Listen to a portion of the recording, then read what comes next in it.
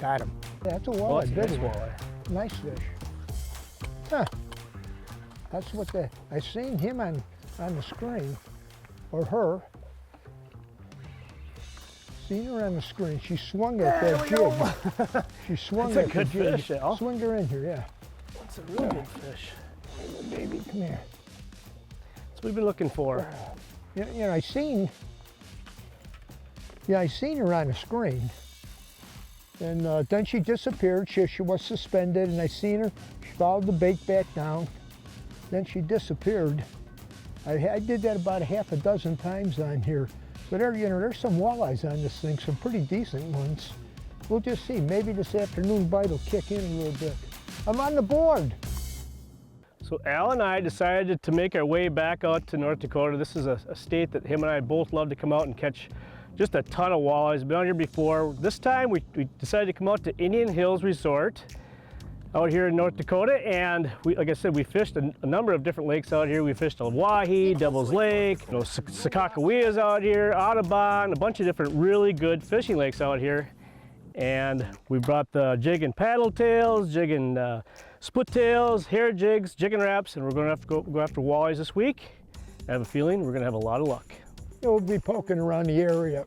Right now, we're on Sakakawea, and this whole Missouri River system here in this particular lake has got some really neat history to it. Picture this, a massive lake in the heart of North Dakota, stretching as far as the eye can see. That's Lake Sakakawea, created by the Garrison Dam back in the 1950s. It's not just big, we're talking the second largest man-made lake in the U.S. by area. But here's the kicker. Building this giant puddle wasn't all smooth sailing. The dam flooded a chunk of Native American land, forcing entire communities to pack up and move. Talk about a major shakeup. The fact is, the dam needed to be built for flood control, and it also delivers a massive amount of hydroelectric power to the region. These days, Lake Sakakawea is a place to be for outdoor fun. Fishing, camping, boating, you name it, they've got it. It's even got a state park that kicks off a hiking trail running all the way to Vermont. Now that's what I call a long walk. Oh, and get this, the lake's got its own bit of mystery. An Air Force jet took a nosedive into the water back in 1969, and it took over 35 years to find it. How's that for a game of hide and seek? So there you have it, Lake Sakakawea. It's big, it's beautiful, and it's got more stories than fish in its waters. That is some super interesting history, and this state has just a ton of it. You know, we have been all over North Dakota, and this state has just a ton of waters, and in these waters, they have catfish, smallmouth, walleye, really big pike. They got muskie even out here, drum, I mean, you name it, they have it. You know, I don't know too many states that you can go and catch every single species like that. So if you're interested in catching multi-species, you know what? North Dakota's the place to go. Big stout North Dakota walleye, Al. Hair jig again. One of my favorite ways to, I'm catching fish like this on a hair jig, I'm a happy camper. Yeah, you know, and the Dakotas is known for fantastic walleye fishing.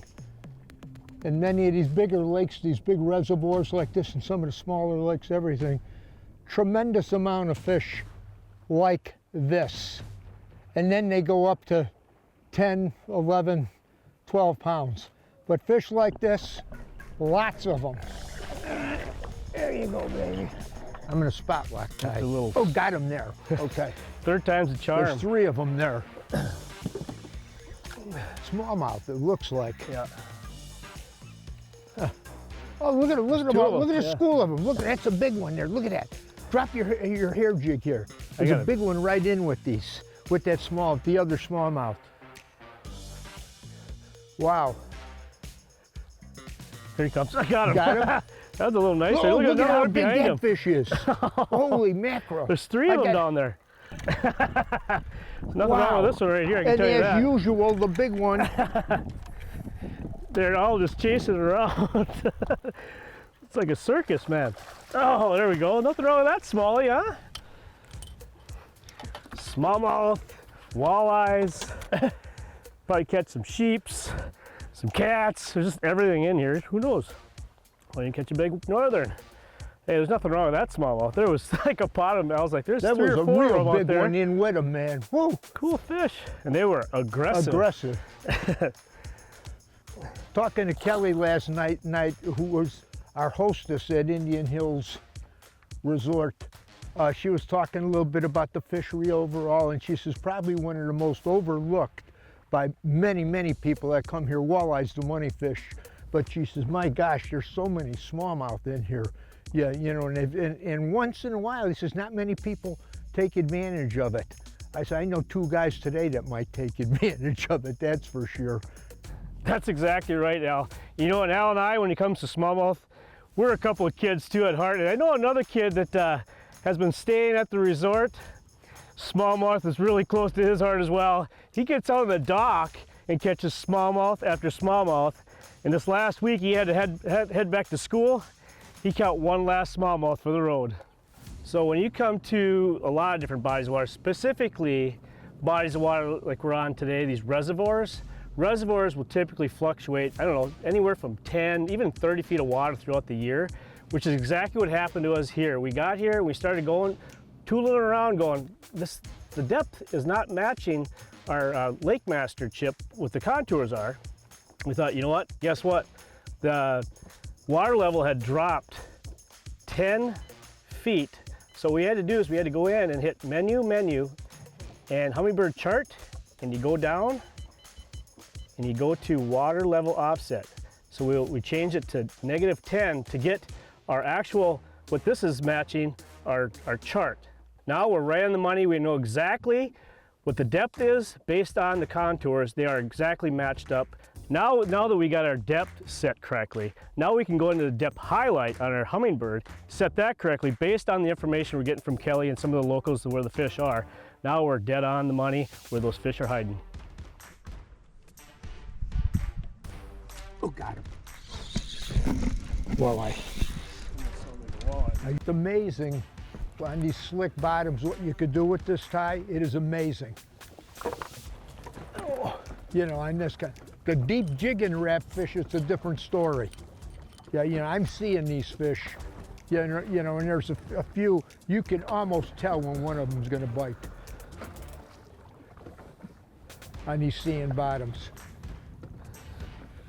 That's a good one.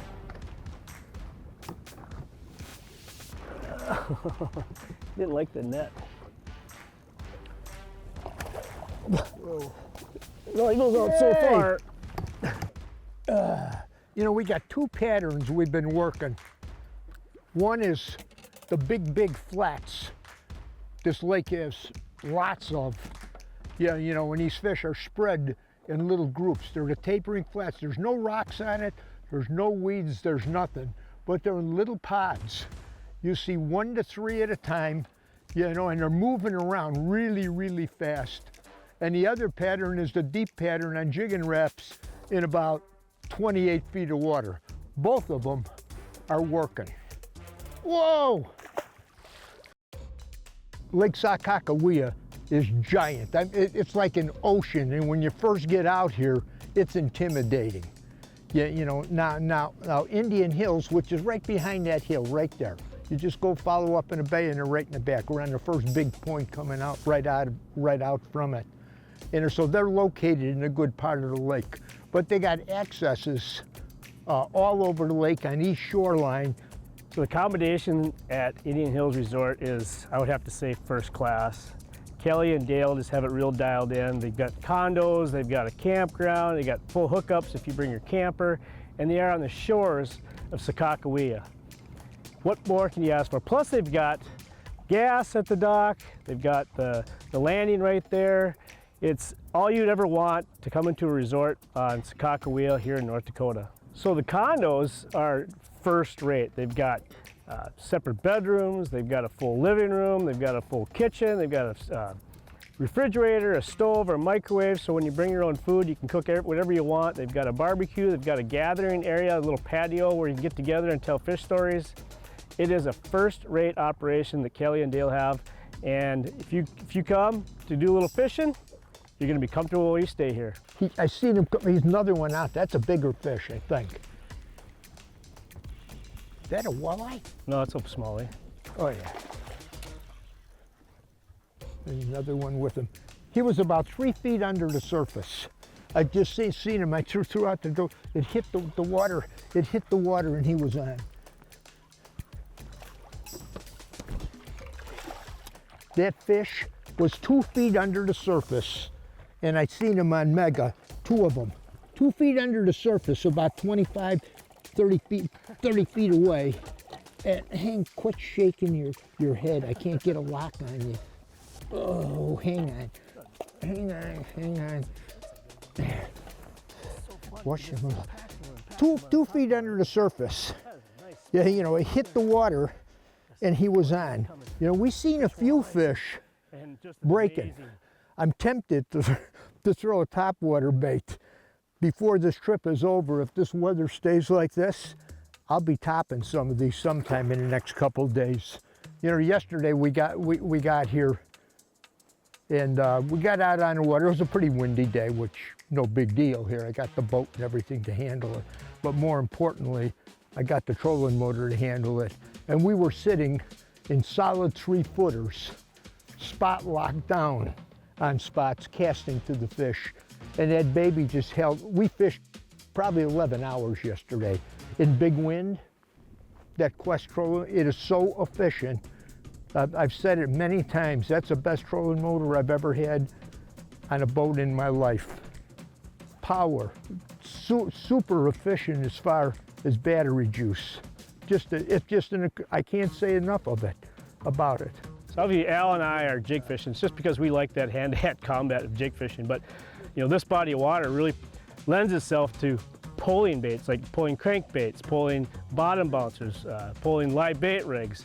And it's because of the structure in this lake, and you can fish them shallow and deep in those same sort of presentations. So if you want to come out here and bring your tackle box full of all those different type of baits to catch walleyes, you really can do that in a body of water like Sakakawea. I think it's the best eye we had to date. There it is. Oh yeah, nice one. Oh, nice one. Extendo net.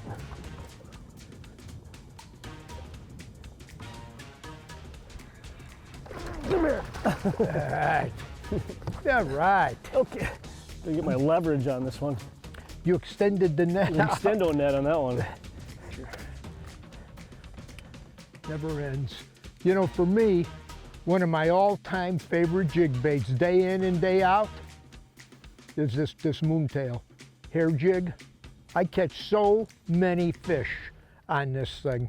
It's just amazing. Yeah, I've got big confidence in it, but this is why I got that kind of confidence when you see fish like this.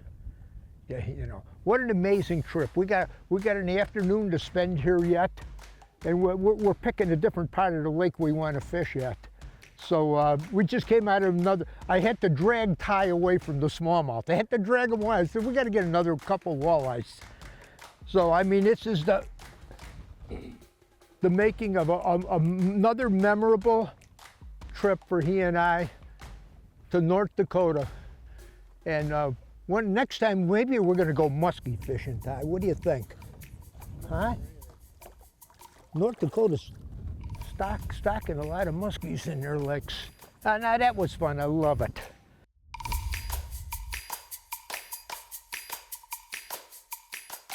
You know, North Dakota is one of those destinations.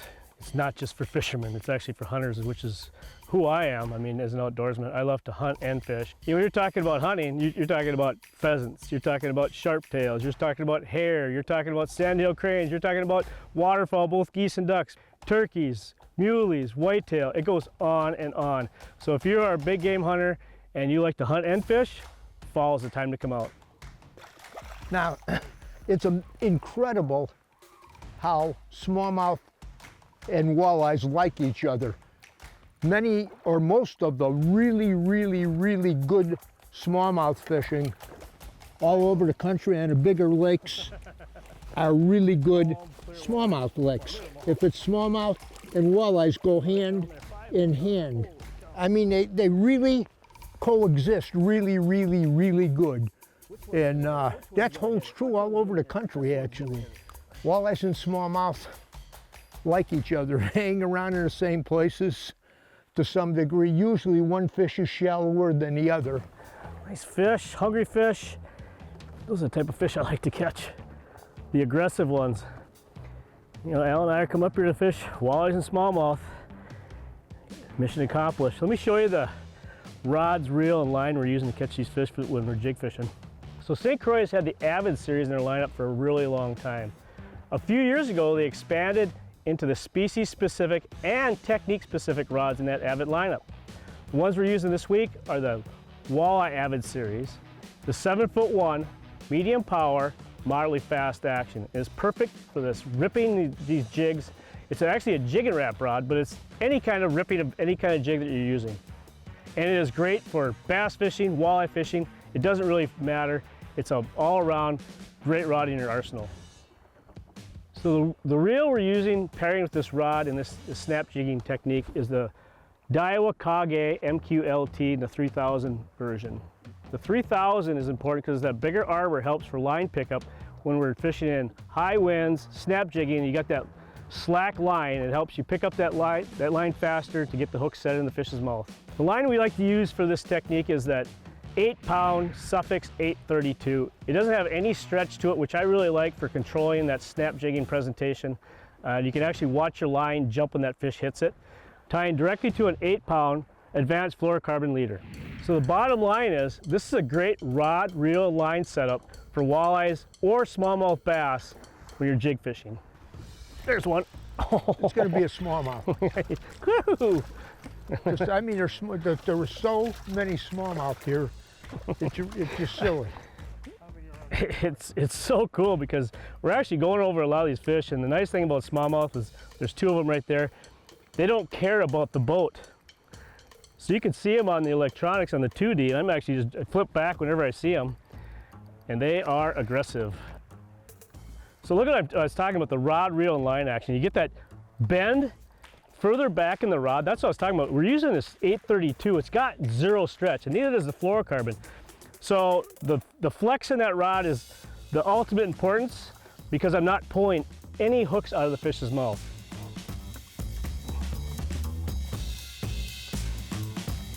Right in the lip. That guy. They are pretty and they are tough. Definitely a walleye and definitely a good one. Ty, do you know this don't ever get old? Well, get her. Ah.